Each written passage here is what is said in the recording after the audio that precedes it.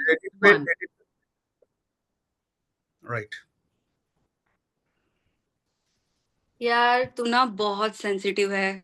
कभी कभी मैं तुझसे बात करती हूँ ना तो मुझे इतना डर लग जाता है कि यार तू इतना मतलब आसानी से हर्ट हो जाएगी ना, कि अभी ना मुझे ऐसा लगता है कि तेरे से ना मुझे नेगेटिव वाइब्स आती है। सच में मैं बोल रही हूँ। कल ही मैं तेरे फ्रेंड से मिली थी, वो कहाँ था और कहाँ से कहाँ पहुंच गया।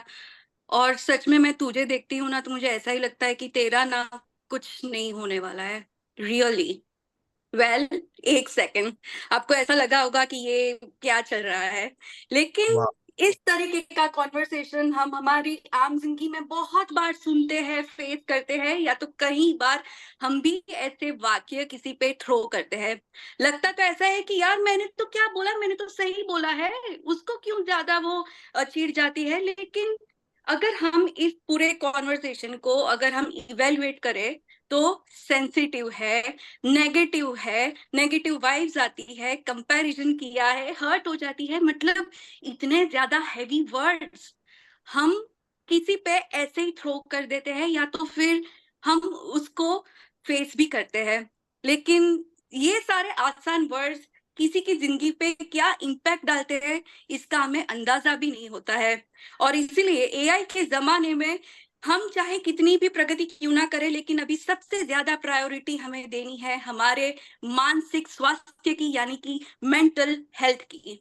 और इसीलिए आज वर्ल्ड मेंटल हेल्थ डे के अवसर पर आज हम दिल खोल के बात करने वाले हैं कि किस तरीके से हम अपने मेंटल हेल्थ को स्वस्थ और एकदम खुश रख पाए। और इसीलिए साधक की ओर से मैं निकिता शाह आप सभी का पूरे दिल से और उत्साह के साथ उष्मा भरा स्वागत करती हूँ। और आज हम बेहद ही भाग्यशाली हैं क्योंकि आज हमारे साथ जी के सर जुड़े हुए हैं। जी के सर की मैं बात ही क्या करूँ, वो एक उम्दा मोटिवेशनल स्पीकर तो है, लेकिन उनसे भी विशेष वह एक स्पिरिचुअल गुरु है। सालों तक उन्होंने साधना की है और उन्हीं स्पिरिचुअलिटी की जो सिद्धियां उन्होंने हासिल की है वो अपने मोटिवेशनल स्पीचेस के थ्रू लोगों को अवेयर करने के लिए वो उसका इस्तेमाल करते हैं। और सही बात, मैं अगर मेरे अल्फाज में मैं अगर बात करूं तो ऊर्जा और प्रेरणा का स्रोत is equal to GK sir. तो जीके सर, आपका हम तहे दिल से स्वागत करते हैं। साधक और जितने भी एसोसिएटेड पार्टनर्स हमारे साथ जुड़े हुए हैं उनकी तरफ से। तो सर, कार्यक्रम की शुरुआत आज वर्ल्ड मेंटल हेल्थ डे है, तो एक बहुत ही ज्यादा सेंसिटिव क्वेश्चन से ही करती हूँ जो कि बहुत सारे लोग अपनी जिंदगी में फेस करते हैं। हम किस तरीके से हार्श वर्ड्स या तो स्ट्रॉन्ग फीडबैक या तो फिर नेगेटिव रिमार्क्स को हम पॉजिटिव वे में हैंडल कर सकते हैं? नमस्कार दोस्तों, हर हर महादेव। नवरात्रि की शुभकामना सबसे पहले आप सभी लोगों को। और अभी अभी नवरात्र में सबने अपनी ध्यान साधना श्रद्धा देवी देवताओं को अर्पित की होगी, तो उसके लिए शुभकामना। और आपने बहुत अच्छा इंट्रोडक्शन दिया है and I want to take it with you because if whenever I try to get commercial it is a very good thing to market in the introduction part. इतना बड़ा चढ़ा क्यों बोल दिया मुझे? I am nothing, I am just a man only. But yes, I am a very lovely sadhak of my deity. So I love my deity, and my deity also loves me. And uh, he, both, they bless me a lot.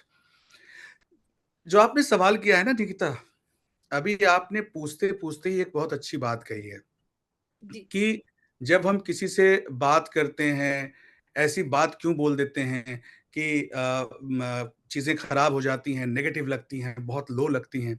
हम ऐसी बात क्यों नहीं करते कि मन खुश हो जाए? आप एक बात याद रखिए कि इस तरीके की बातें वही करते हैं जो मन से खुश नहीं होते हैं। ओके। अगर मैं, हम पहले खुद अगर मन से खुश होंगे, तो किसी से भी बात करेंगे, उसके साथ अच्छे से बात करेंगे। जी। उसको पॉजिटिव वाइब्स ही देंगे। उसको खुशी के शब्दों से ही एड्रेस करेंगे, उसको खुशी के शब्दों से ही उसको बुलाएँगे और उससे इंटरैक्ट करेंगे। कोई भी आदमी जब आपके साथ नेगेटिव बात करता है, मेरा ऐसा मानना है कि उसकी खुद की ऊर्जा बहुत कमज़ोर होती है। और वो जी, ऊर्जा कमज़ोर भी होती है और नकारात्मक भी होती है। जी, तो सबसे पहली बात तो ये है कि आप किसी को नेगेटिव ना बोलें, ये राय देने से पहले जी के सर ये राय देंगे कि सबसे पहले खुद को पॉज़िटिव करें। अगर जी, बिल्कुल। हम खुश होंगे, हम पॉज़िटिव होंगे, तो हम जिस किसी के साथ भी इंटरैक्ट करेंगे, कॉन्टैक्ट करेंगे, कम्युनिकेट करेंगे, कन्वर्सेट करेंगे, चैट करेंगे, हम जिस किसी के साथ संपर्क करेंगे, हम उसी सकारात्मक सोच, उसी पॉज़िटिव वाइब्स के साथ और उन्हीं मज़बूत और भारी और अच्छे शब्दों के साथ कम्युनिकेट करेंगे। सो मैं ऐसा सोचता हूँ आपकी शुरुआती बातों पे। जी। सर हमने जितना समझा है अब तक मैं पर्सनली ये समझ पाई हूँ कि जीवन में ऊर्जा और उत्साह ये दोनों का होना बहुत ज़्यादा अति आवश्यक है। लेकिन कई बिल्कुल। बार हम किसी भी बात को लेके या तो हमारी सिचुएशंस इतनी गंभीर हो जाती है कि हम जो एनर्जी हम में होनी चाहिए, वो ऊर्जा बहुत ही ज़्यादा लो हो जाती है और जो लाइफ में जो एक एंथुसियाज़्म होना चाहिए, कई बार इतने ज़्यादा डर, थकावट और टेंशन में रहते हैं। स्ट्रेस तो अभी बहुत ही ज़्यादा लाइक डेली वर्ड बन गया है। तो किस तरीके से हम हमारे जीवन में ऊर्जा और उत्साह को हम बनाए रखें? हुँ, हुँ। देखिए निकिता, मेरा ऐसा मानना है कि जीवन में उत्साह, ऊर्जा तभी आएगी जब आपके अंदर वास्तविक रूप से सकारात्मकता होगी। और जी, सकारात्मकता होने के पीछे आपको सर्वप्रथम एक अच्छा माहौल में जीना होगा, अच्छी सोच के साथ जीना होगा, अच्छी चीज़ों से जुड़ के रहना होगा, अच्छा भोजन खाना होगा, अच्छा जल पीना होगा, अच्छे वायुमंडल में, अच्छे वातावरण में रहना होगा, तभी आपका स्वभाव भी अच्छा हो सकता है। मनुष्य प्रकृति का दास है। प्रकृति के अधीनस्थ है मनुष्य, पर प्रकृति ने जितनी व्यवस्था मनुष्य को दे रखी है, वो इतनी उत्कृष्ट है कि अगर हम उसका सही संतुलन में इस्तेमाल करें, तो हमारी जीवन शैली, हमारा जीवन भी बहुत सुखद हो सकता है। ये एक जनरल फिनोमेना। अगर टेक्निकली हम देखें कि हम अपने आप को ऊर्जावान और पॉजिटिव कैसे रख सकते हैं, तो मैं तो सिर्फ एक बात कहूँगा कि हमें अपनी जर्नी याद करनी चाहिए कि हम कहाँ से कैसे आए हैं। हमारे पीछे के संस्कार, हमारे पीछे की संस्कृति, हमारे पीछे का समाज, हमारे पीछे का जीवन शैली कैसा था। जो एक वैदिक आचरण हमारे सनातन धर्म का जो वैदिक आचरण इस समाज में पहले संस्कृति में था, उसमें सिर्फ सकारात्मकता ही थी। अच्छा भोजन, अच्छी सोच, अच्छी बातें, ध्यान, साधना, प्राणायाम, यम, नियम, आसन, प्राणायाम, प्रत्याहार, धारणा, ध्यान, समाधि क्यों लगाते थे? इसलिए लगाते थे कि हमारा शरीर अंदर से भी और बाहर से भी बैलेंस्ड रहे। हमारी थॉट जी, प्रोसेस बैलेंस्ड रहे। आज हम कुछ भी खाते हैं, अगर वो हमारे ब्लड सेल्स पे असर करता है, तो वो हमारे कहीं न कहीं ब्रेन के केमिकल बैलेंस और इम्बैलेंस पे भी इफ़ेक्ट डालता है। तो हमारी सोच और वृत्ति भी वैसी ही होती है। मेरा ऐसा मानना है कि सबसे पहले हमें अपने जीवन शैली में हर चीज़ को शुद्धता से शामिल करना चाहिए। अब टेक्निकली ऐसा होता है कि कई बारी ऐसा माहौल हर किसी को नहीं मिल पाता। जी, आज विश्व भर में जितने भी डेवलप्ड सिटी हैं, आप जाके देखें जब गौर से, तो सबसे ज़्यादा पॉल्यूशन और सबसे ज़्यादा डिस्टर्बेंस इन्हीं सिटीज़ में है। सबसे ज़्यादा स्ट्रेस, एंग्ज़ायटी, डिप्रेशन इन्हीं सिटीज़ में है। लो जी, कॉन्फिडेंस इन्हीं सिटीज़ में है और सबसे ज़्यादा मेहनत भी इसी सिटी के लोग कर रहे हैं। जी, एक छोटे शहर और गाँव का किसान जितनी मेहनत नहीं करता होगा, एक सेल्स पर्सन उतनी मेहनत करता है इन डेवलप्ड सिटी में। बट बावजूद इसके वो अपने एक्सपेक्टेड रिजल्ट नहीं पाता। तो अंदर से उसे डिप्रेशन होता है, एंग्ज़ायटी होती है, वो फ्रस्ट्रेट होता है। तो ऐसे समय पे आप क्या करिएगा? This is what I used to say कि आप सारी दुनिया का माहौल नहीं बदल सकते, पर जीना आपको अच्छे माहौल में है। How can you change your atmosphere? So then you have to look in your inner self. You have to look inside yourself. अपने अंदर देखना होगा। अपने अंदर देख करके अपने इस पिंड में ब्रह्मांड को मजबूती से जोड़ के इतना सक्रिय होना होगा कि आप दुनिया के किसी भी वातावरण में रहें, आपकी सोच सकारात्मक हो, आपकी ऊर्जा सकारात्मक हो, आप जो भी काम करें पूरी सकारात्मकता से करें और किसी भी नकारात्मक परिस्थितियों का, किसी भी नेगेटिव सिचुएशन का प्रभाव आपके ऊपर ऐसा नहीं पड़ना चाहिए जो आपको डिप्रेस करे या आपका ऑरा लो करे। और सपोज करिए अगर इसी जीवन शैली पे सब जीने लग गए, तो ये समाज ऑटोमेटिकली पॉजिटिव हो जाएगा, जिसमें नेगेटिव मानसिकता के लोग कम हो जाएंगे, पॉजिटिव मानसिकता के लोग ज्यादा हो जाएंगे। मगर इसकी शुरुआत तब होगी जब हम सबसे पहले प्रकृति की इज्जत करना सीखेंगे, प्रकृति की रक्षा करना सीखेंगे और अपने आप को यम, नियम, संयम, प्राणायाम इन सब चीजों से जोड़ के रखेंगे। हमें संयम भी रखना बहुत जरूरी है।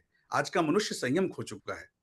तो मेंटल हेल्थ के लिए, फिजिकल हेल्थ के साथ साथ मेंटल हेल्थ को मेंटेन रखने के लिए बहुत इंपॉर्टेंट है कि हम मेंटली कंसंट्रेटेड, सेंट्रलाइज्ड हों, फोकस्ड हों, और वो तब होगा जब हमें इनर पीस मिलेगा। तो दोस्तों, सर ने तो मतलब ना पूरी लाइफ का एक ओपन सोल्यूशन दे दिया है, और इसको अगर हम एक ही वाक्य में बयान करें तो अपने आंतरिक विश्व को मजबूत बनाइए। अगर हमने भी सही समझा हो तो अपने आंतरिक ब्रह्मांड को, आंतरिक सृष्टि को इतना मजबूत बनाइए कि आपको किसी भी वातावरण में रहने की अगर आवश्यकता भी होती है, फिर भी आप सब चीजों को एक पूरे उत्साह और जुनून के साथ आप फेस कर पाए। तो सर, आप यूथ में बहुत ही ज्यादा फेमस और फेवरेट भी हो, तो और आपकी भी एक काफी रोचक यात्रा रही है। तो हमें खास करके आपकी स्पिरिचुअल जर्नी के बारे में जानना है। देखिए, मैं बेसिकली रहने वाला काशी का हूँ जी। और मैं काशी से अपनी पढ़ाई-वढ़ाई करके फिर अपने बिज़नेस के लिए दिल्ली पहुँचा। लाइफ में जी। बहुत स्ट्रगल थे। I was a fighter, I was very brave. मैं बहुत प्राउडली कह सकता हूँ इस बात को, क्योंकि मैंने लाइफ के बहुत सारे सिचुएशंस को फेस करे हैं, जो यूजुअली जनरली लोगों में हर कोई उतना फेस नहीं कर पाता। या तो लोग गिव अप करते हैं, या तो उस सिचुएशन में आ ही नहीं पाते हैं, और फिर बड़े कम लोग होते हैं जिन सिचुएशंस को फेस करके आगे बढ़ पाते हैं। ओके। पर ऐसे सिचुएशन को क्रॉस करने के लिए आपको बहुत इम्पोर्टेंट है आपके अंदर एनर्जी और ऊर्जा आना। मेन स्क्रीन में निकिता को ले आइए। बहुत इम्पोर्टेंट है आप, अच्छा मेरा वो दिखाना है ना आपने? You need my full screen. हाँ जी सर। ये निकिता सुन रही है कि नहीं? जी जी जी। मैं कह रहा हूँ फुल स्क्रीन चाहिए मेरा क्या? सर का सोलो शॉट चाहिए आपको निकिता, या ऐसे ही पिन नहीं, शॉट ठीक है? कर रहा है वो बराबर है, आई थिंक मेरे लिए तो। वो मैं आई कांटेक्ट आपके साथ रख के बात कर रहा हूँ ना, इसलिए आई वांट टू सी या यू इन या बिग। या। ओके।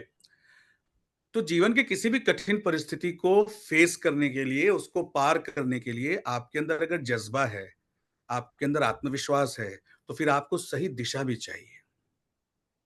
क्योंकि आत्मविश्वास और जज्बे के साथ-साथ, कॉन्फिडेंस के साथ-साथ अगर हमें दिशा पता नहीं होती, उसी समय हमारा यूथ बिगड़ता है।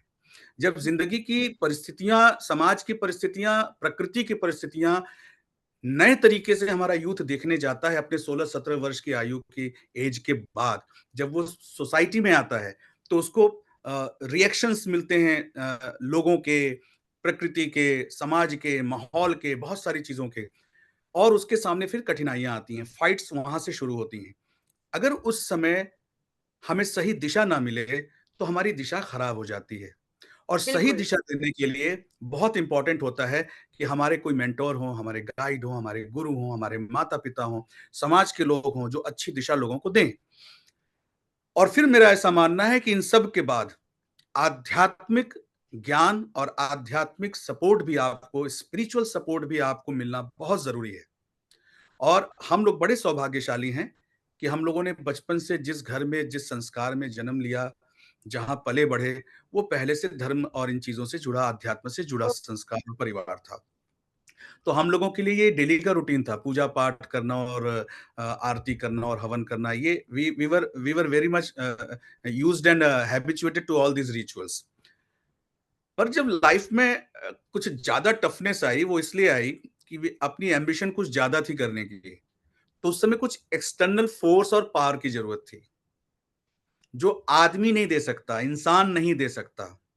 हम्म। हाँ, एक इंसान दे सकता है, आप खुद स्वयं अपने आप को, और कोई नहीं दे सकता। और वो आप तब दे सकते हैं जब आपके अंदर आध्यात्मिक जागृति हो, स्पिरिचुअल जी। कॉन्फिडेंस हो, आत्मविश्वास हो।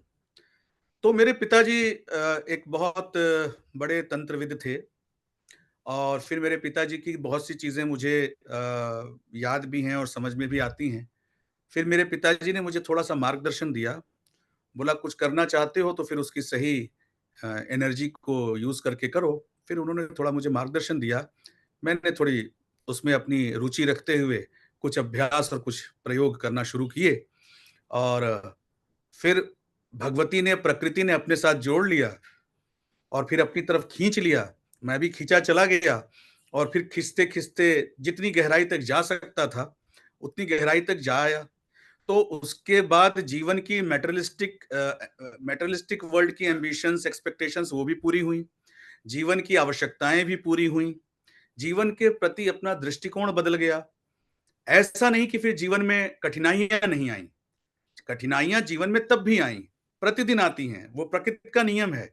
कर्म बंधन से हर मनुष्य जुड़ा हुआ है और कठिनाइयाँ आना स्वाभाविक है और प्राकृतिक है। पर जब आप आध्यात्म की गोद में होते हैं, जब आप आध्यात्मिक मानसिकता से मजबूत और परिपूर्ण होते हैं, तो आपको हर चीज़ से डील करने का एक बहुत ही अच्छा, आसान, सुलभ तरीका अध्यात्म देता है। और उसके साथ-साथ अध्यात्म आपको बहुत मजबूती देता है। आपके अध्यात्म के प्रैक्टिसेस ऐसे-ऐसे हैं, जिसमें आप अपने आप को जिस दिशा में चाहें, उस दिशा में स्ट्रॉन्ग बना सकते हैं। तो I used it as a tool. So this is it and ऐसे ही फिर मैं आज भी मैं वर्ल्ड का बहुत सफ़र किया मैंने। मैंने हर तरीके की सोसाइटी देखी, बिज़नेस किया, सब कुछ किया। पर मैं अपने अपने अध्यात्म से, अपने वैदिक शास्त्र से, अपने तंत्र शास्त्र से बहुत गहराई से जुड़ा हूँ। मैं महादेव का भक्त हूँ, भैरव की उपासना करता हूँ, माता काली की उपासना करता हूँ। मैं बहुत खुश हूँ। तो जीवन को वाह! देखने का एक दृष्टिकोण जो होता है, वो बदल जाता है। जीवन वही होता है और उसके साथ आप जो डील करते हैं, वो कार्यशैली, वो वे ऑफ वर्किंग, वो the way of the reaction जो आप रिएक्ट करते हैं हर सिचुएशन में, वो कंप्लीटली चेंज हो जाता है। This is what I experienced and I realized that in my own life. तो ये समझ सकते हैं कि आपने आध्यात्मिकता की मदद से आपने अपने आंतरिक विश्व को मजबूत बनाया और उसके बाद आपने जो चाहा वो आपने पाया और जितनी भी कठिनाइयों का सामना किया वो आपने बहुत ही कॉन्फिडेंस के साथ किया। तो सर हम किस तरीके से जो जितने भी युवा लोग हमें देख रहे हैं और जो अपने मेंटल हेल्थ के लिए कुछ करना चाहते हैं, कुछ शुरुआत करना चाहते हैं, जो अभी बिगिनर्स है, तो वो किस तरीके से आध्यात्मिकता को मेंटल वेल बीइंग के लिए इनकॉर्पोरेट कर सकते हैं फॉर बिगिनर्स, ये जिन्होंने अभी कुछ शुरुआत करने की कोशिश की हो? जीके सर से जुड़िए, जी जीके सर से बिल्कुल। फॉलो कीजिए, जीके सर से बातें कीजिए, जीके सर को कमेंट कीजिए, जीके सर को मैसेज कीजिए। जीके सर आज भी पूरी रात जाग करके अपने फॉलोअर्स को रिप्लाई करते हैं। एनीवेज, जी jokes apart, what I am trying to say, जी आज जिस यूथ को हम सिखाने की बात करते हैं, कहीं न कहीं हम ये मानते हैं कि उनमें इस चीज़ की कमी है, तभी तो हम सिखाने जाते हैं जी या हमें लगता है उन्हें सीखना चाहिए। तो उसके पीछे एक बहुत बड़ा कारण है सोसाइटी में। आज जिस यूथ को हम चेंज करना चाहते हैं, उस यूथ के पीछे का जो एक जनरेशन है, उनके पेरेंट्स, उनके गार्डियंस, वो भी बहुत सारी चीज़ों में आध्यात्मिकता में पीछे हैं।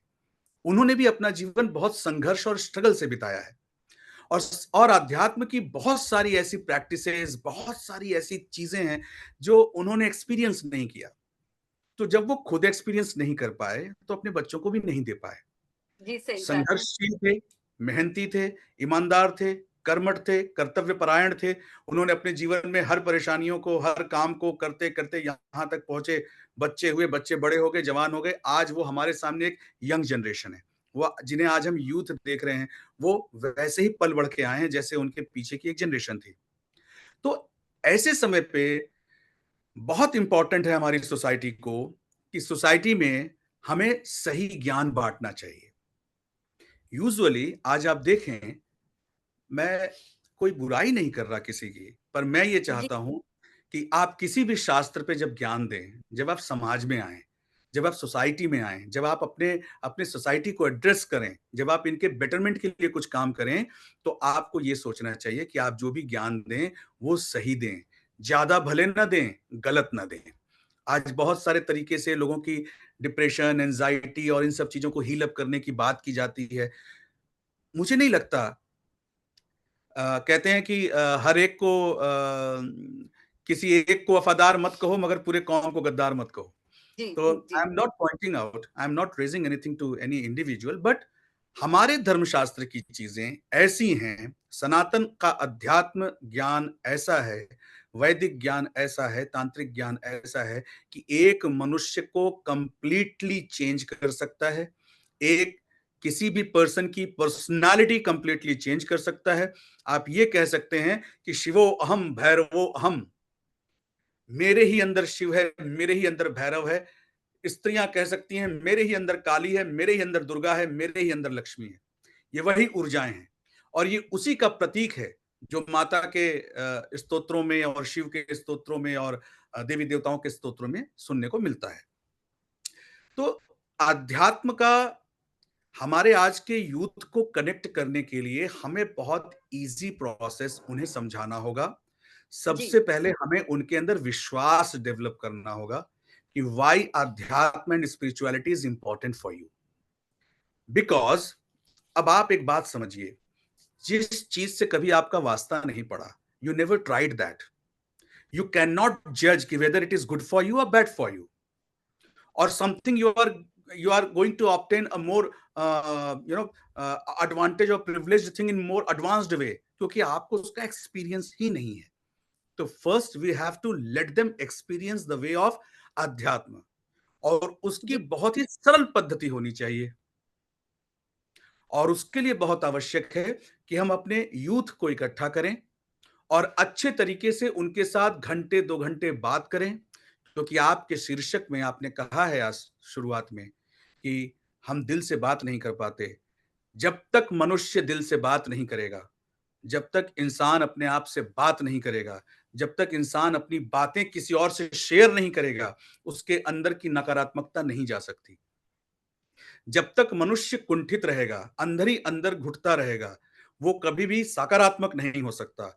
गीता में श्री कृष्ण ने 3 या 4 अध्याय में कहा है कि मनुष्य अगर कुंठित है तो उसकी आत्मा से पाप होगा, और जिस आत्मा से पाप होगा वो परमात्मा में पूर्णता नहीं पा सकता। तो परमात्मा या परमात्म शक्ति में सकारात्मक रूप से जीने के लिए सबसे पहले हमें खुद सकारात्मक होना होगा। उसके लिए बिल्कुल हमें हमारी आत्मा को खुश रखना होगा, संतुष्ट रखना होगा। तो हमें बात करनी होगी।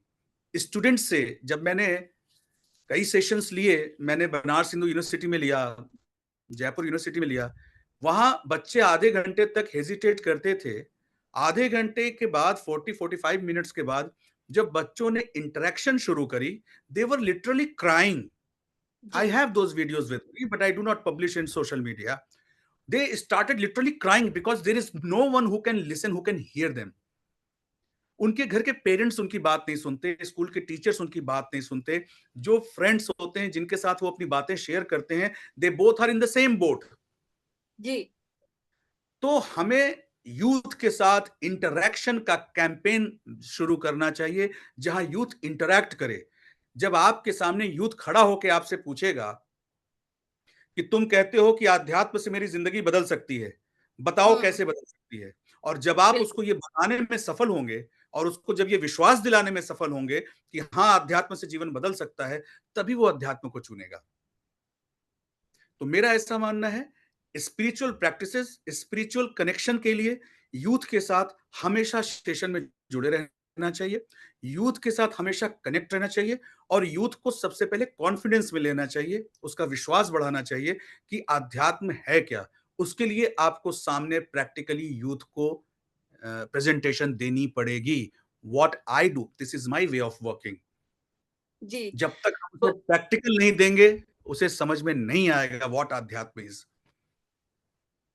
काफी सही बात आपने की। तो सर की बात से एक चीज तो हमें तुरंत ही इम्प्लीमेंट करनी चाहिए कि it's time to break silence and start conversation. तो राइट। इसी से हम हमें एक दिशा की ओर हम आगे बढ़ सकते हैं। वैसे वर्ल्ड मेंटल हेल्थ डे 2024 का जो थीम है वो है it's time to prioritize your mental health at work place. और जो अभी माहौल है, क्योंकि कंपटीशन बहुत ज्यादा है और अभी कम्युनिकेशंस के माध्यम इतने ज्यादा हो गए हैं कि घर आने के बाद भी कई बार एम्प्लॉयज को व्हाट्सएप पे या तो फिर मीटिंग के प्लेटफॉर्म्स पे उन्हें अटेंड रहना पड़ता है, तो वो दिन भर के नोटिफिकेशंस और दिन भर जो अवेलेबल रहने की जो कोशिश करनी पड़ती है, वो कहीं ना कहीं उनकी पर्सनल लाइफ और उनकी खुद की जिंदगी में बहुत ही ज्यादा असर किया हुआ है। तो सर, किस तरीके से हम अपने माइंड को और हम अपने अंदर के जो एक एंगर होता है, अपने फ्रस्ट्रेशन होता है, चिड़चिड़ापन होता है, उसको किस तरीके से हम कंट्रोल कर सकते हैं, और specially for work place? Nikita, ये सारी चीजें, जितनी चीजें हम डिस्कस कर रहे हैं, सब एक दूसरे से कनेक्टेड हैं। जी बिल्कुल। आज आप देखिए, प्रोफेशनल वर्ल्ड में जी लोग ज्यादा से ज्यादा असंतुष्ट हैं, ज्यादा से ज्यादा अवसाद ग्रसित हैं, फ्रस्ट्रेटेड हैं, डिप्रेस्ड हैं, एंजाइटी फेस करते हैं और अनकंफर्टेबल हैं। Absolutely, psychological point of view से भी, फिजिकल पॉइंट ऑफ व्यू से भी। वो इसलिए हैं, ऐसा मेरा मानना है, कि मोस्ट ऑफ देम, हमारे समाज में ज्यादातर लोग वो काम करते हैं जो काम उन्हें पसंद नहीं होता, जिस काम ओके। में उनका दिल नहीं लगता, जिस काम को वो दिल से नहीं करते। वो क्यों नहीं करते? क्योंकि वो जो काम कर रहे हैं उससे वो अपनी डिजायर पूरी करने की कोशिश करते हैं। तो जब हमें ये समझ में आ जाएगा कि आवश्यक क्या है और आवश्यकता क्या है, जरूरी क्या है और जरूरत क्या है, तो हम अपनी जिंदगी में चुनाव सही करेंगे। और जी काम जब हम वो चुनेंगे जिस काम को हम प्यार करते हैं, जिस काम बिल्कुल। में हमारा दिल लगता हो, तो उस काम से हम कभी बोर नहीं होंगे। अब जहां तक बात है ओवर टाइम करने का या कई बार कॉर्पोरेट प्रेशर आने का, भाई जब तक आप दूसरे का काम करेंगे तो आपको प्रेशर फेस करना पड़ेगा। जी Either you do a work which you like or love and get yourself associated with that organization or with that team, so that कि अगर आपको ओवर टाइम में कुछ करना पड़ा तो आपको खराब नहीं लगना चाहिए, वो आपका कर्तव्य होना चाहिए। तो वो तो तब करेंगे ना जिस काम से आपको प्यार होगा। जी अब जिस काम को हम बर्डन की तरह 8 घंटे करके आ रहे हैं, तो जिस एनर्जी से हम काम कर रहे हैं, जो एनर्जी हम अपने काम को दे रहे हैं, वही एनर्जी उस काम से रिटर्न वापस आ रही है। फिजिकल मेहनत करने के बदले फिजिकल सैलरी तो आपको मिल जा रही है, पर मेंटल कंपैटिबिलिटी जॉब के साथ ना आने से आपको जॉब सेटिस्फैक्शन मिलता नहीं। तो ब्रेन हमेशा डिस्टर्ब रहता है, डिससेटिस्फाइड रहता है, अनकंफर्टेबल रहता है। और उसका सबसे बड़ा कारण यह है, आज की दुनिया का ये आधुनिक दौर, जी यूथ इन चीजों से आकर्षित होता है। यूथ को जो चीजें दिखाई पड़ती हैं, हमें एक कैंपेन ऐसा भी रखना चाहिए, चाहे वो 1 टू 1 का हो, चाहे वो क्राउड के लिए हो, कि हम अपने यूथ को ये सिखा सकें कि जिस चीज से तुम अट्रैक्ट हो रहे हो, ये बिल्कुल पाया जा सकता है, पर इसका तरीका ये है। उन्हें तरीका नहीं पता, वो अपने डिजायर्स और अपने ड्रीम्स को पूरा करने के लिए वो ये कोशिश करते हैं कि मैं कौन सा ऐसा काम कर लूं जिससे मैं सक्सेस भी कर लूं, पैसे भी कमा लूं। ठीक है, ये सबकी डिजायर होती है, पर इसमें जरूरत क्या है? जरूरत यह है कि आप किस चीज के लिए बने हो। आप एक बहुत सुंदर कवित्री हैं, if you are a good poet, then you should not try anything else. For survival, you can do anything. But if you want to give your 100%, you only can give your 100% in the work which you love. Otherwise, you cannot give your 100%. तो किसी को ठीक करने से पहले किसी को उसका मर्ज बताना जरूरी है, कि वाह। बच्चे हम आप ठीक करने के लिए तो कह रहे हैं, पर एक्चुअली आपका मर्ज भी ये है। क्या जो आप कर रहे हो उससे आप प्यार करते हो? सपोज हम्म। मैं जो कर रहा हूं मुझे इससे प्यार है, मैं पैसे नहीं कमाता, मैं कॉमर्शियल नहीं होता, मैं जहां जहां बच्चों को ज्ञान देने जाता हूं वो मैं दिल से देता हूं। अब अगर आप मुझे 12 बजे रात को भी कहोगे मेल करके, there is an important case, there is an exceptional case, I want your counselling और हीलिंग, वो मैं खुशी खुशी करूंगा, क्योंकि मैं अपने काम से प्यार करता हूं। वाह! वहां पे कोई एक्सपेक्टेशन नहीं है मेरी कि you will transfer something and then you will ask me to come on online and give session और काउंसलिंग टू एनीवन। तो जब किसी काम को आप प्यार से करेंगे तो उस काम में आप 100% देंगे और उस काम में आप पारंगत होंगे और उस काम में आपको जॉब सेटिस्फैक्शन मिलेगा। अब सोसाइटी में लोगों ने क्या किया है, अपने डिजायर और अपने मतलब अपनी जरूरत और जरूरी चीजों को मिक्स कर दिया है। आवश्यकता और आवश्यक चीजों को मिक्स कर दिया है। मेरे लिए आवश्यक क्या है? सबसे पहले मुझे खुश रखना, खुद को खुश रखना। आवश्यकता क्या है? भाई आवश्यकता तो सबको है, रोटी खाने खाने के लिए और कमाना सबको चाहिए, सर्वाइवल सबको चाहिए। बहुत ऐसे लोग होते हैं खुशनसीब, जिनको मैं कहूंगा कि जो ऐसे प्रोफेशन में होते हैं जिससे वो प्यार भी बहुत करते हैं और जिससे उनका सर्वाइवल भी बहुत अच्छा जाता है। जी। तो ये शुरुआत में चुनाव की बात होती है। ये मेरा संदेश है, ये मेरा नजरिया है देखने का। तो मैं चाहता हूं कि यूथ को पहले सही दिशा दें, यूथ अपने काम से प्यार करे या जिस चीज से प्यार करे उसमें वो काम करे, जी। तब उसको जॉब सेटिस्फेक्शन होगा, तब उसको मेंटल सेटिस्फेक्शन होगा। फिजिकल लेबर करके तो वो सैलरी कहीं से भी ले सकता है, प्रॉफिट बिजनेस करके प्रॉफिट गेन कर सकता है, but we need to understand कि where we are happy, what is जरूरी बिल एंड व्हाट इज जरूरत। तो दोस्तों, हम हमारे कार्यक्रम के अंतिम पड़ाव की ओर आगे बढ़ रहे हैं। तो कई बार क्या होता है कि स्कूल और कॉलेज में हम पढ़ाई तो सीख लेते हैं, लेकिन लाइफ की बड़ी से बड़ी चुनौतियों का सामना किस तरीके से किया जाए वो नहीं सीख पाते। अपनी तंदुरुस्ती, अपने मानसिक स्वास्थ्य को हम किस तरीके से फिट और हेल्दी रख सके। तो ऐसी बहुत सारी चीजें हैं जो हम स्कूल और कॉलेज के दौरान हम नहीं सीख पाते, लेकिन आज सर ने एक ओपन सॉल्यूशन दे दिया है इस कार्यक्रम के माध्यम से। तो सर, जाते जाते एक मैसेज आप यूथ को क्या देना चाहोगे? देखिए, मैं ये कहना चाहूंगा कि जब आप आंख खोलते हो तो दुनिया दिखती है, फिर जी। वो सुंदर भी दिखती है, फिर कभी कभी अच्छी नहीं भी लगती है।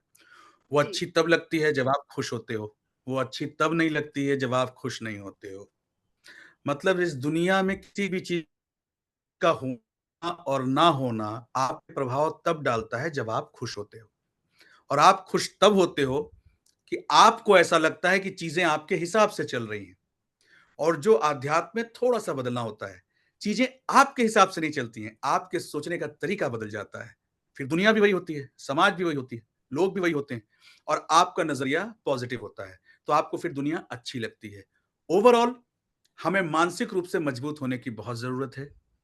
जिस प्रकार एक मजबूत शरीर का कद काठी का व्यक्ति किसी मेहनत वाले काम को बहुत अच्छी तरह कर सकता है, बहुत मेहनत से कर सकता है, पर उसी काम को अगर बुद्धि विवेक से किया जाए तो कम मेहनत से भी उस काम को संपन्न किया जा सकता है। बहुत सिंपल इक्वेशन है, सिंपल एग्जांपल है।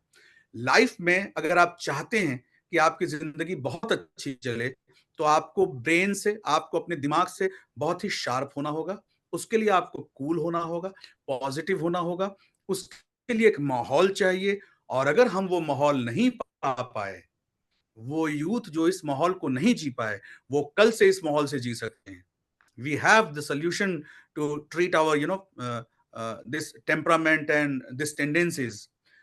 हमें आध्यात्मिक ध्यान साधना, मेडिटेशन की तरफ बढ़ना चाहिए और सही ज्ञान, सही दिशा से अपने अंदर की जागृति बढ़ानी चाहिए। और ये याद रखना चाहिए कि सबसे पहले आत्मा खुश, फिर बुद्धि खुश, फिर शरीर खुश। अगर ये तीनों खुश नहीं है तो हम खुशहाल जीवन नहीं जी सकते।